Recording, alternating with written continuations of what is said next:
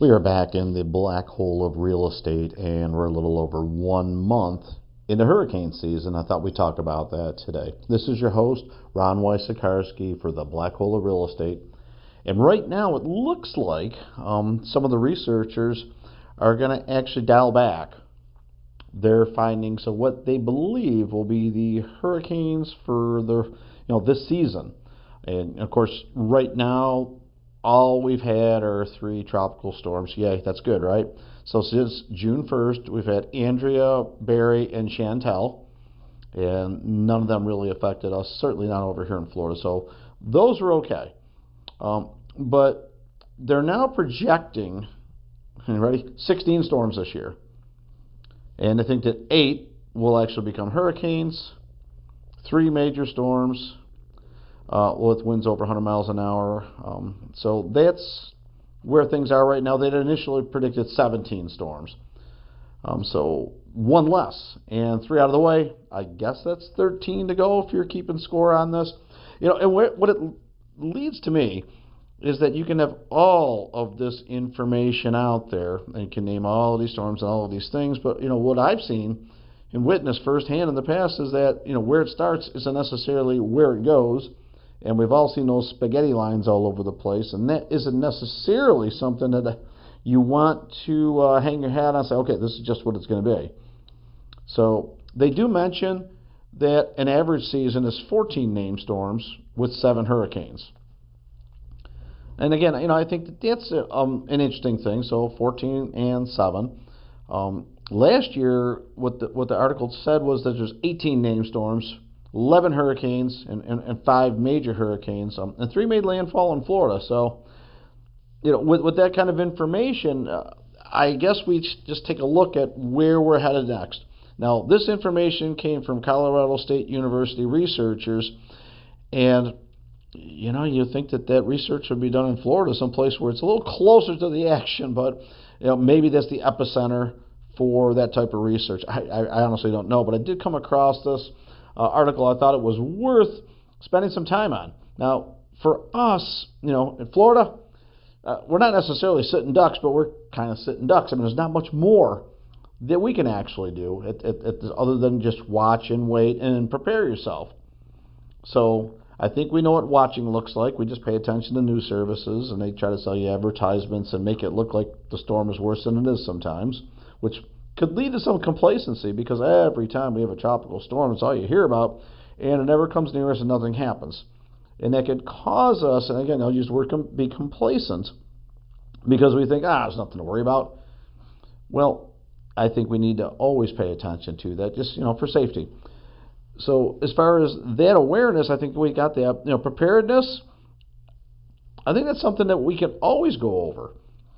The things, do you still have enough batteries for flashlights? Do you still have the flashlights?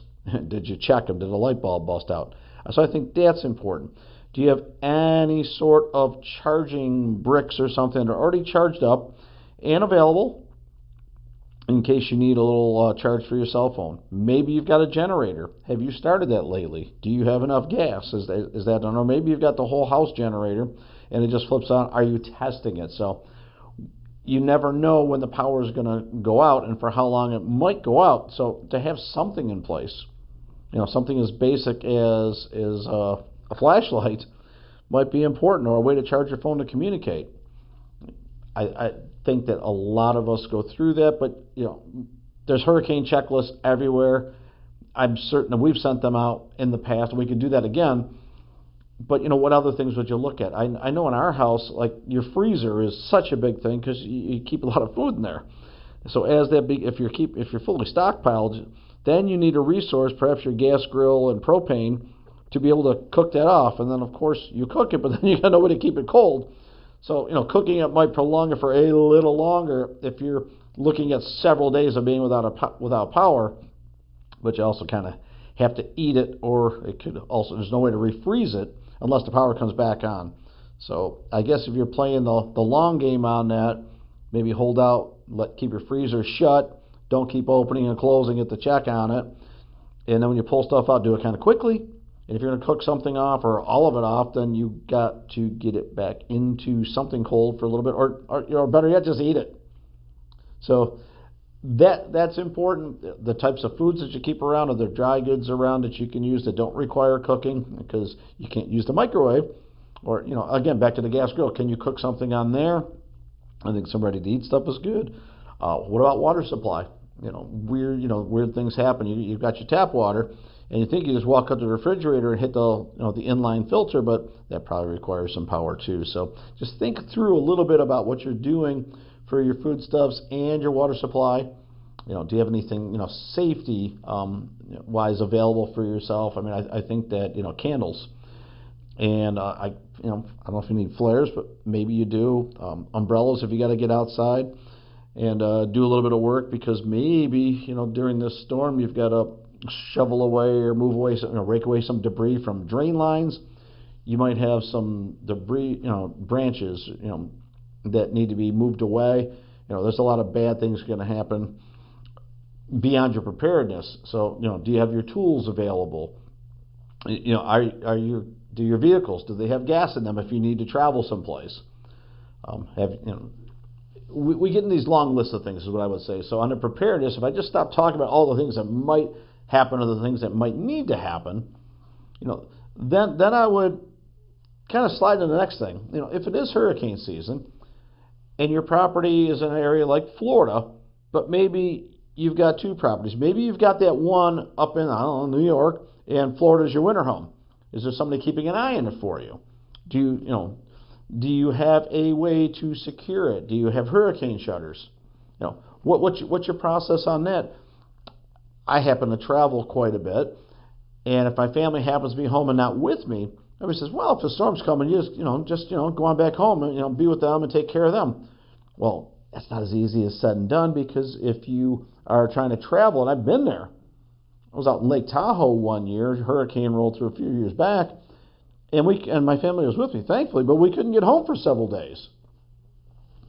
And we literally had to drive from Lake Tahoe, Reno area to San Francisco, where there was several major airports, and our only options to get back home were like 2, 3, 4 stops on the way back, but all of which were predicated on being able to get from that last stop to Florida and then drive home, and so it gets really messy. So even though you think, I'll just get myself back home, you can't always do that. So if you have a distance, maybe you need a system in place to help with making sure the property's okay, or your family's okay, your pets are okay. Let's not forget the pets.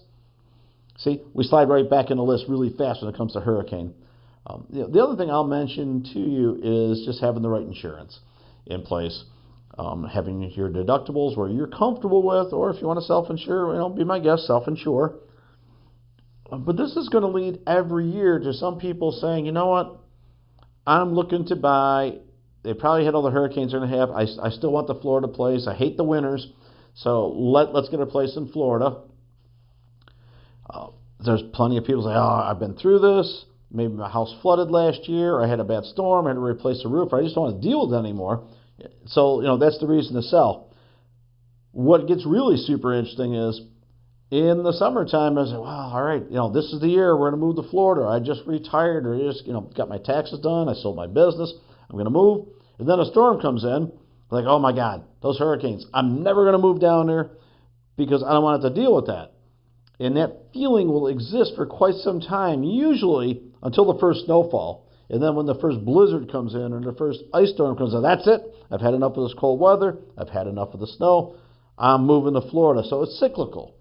And right now we're on that trail where it's been a mild beginning to the season. If it happens to be a season where we don't have landfall of a hurricane in Florida and we dodge all the bullets, that might make it a little easier for some people to say, okay, I feel more comfortable. Maybe that weather thing we've had the last few years, maybe that was the anomaly, and it's not going to be that way every year. I think it comes down to landfall.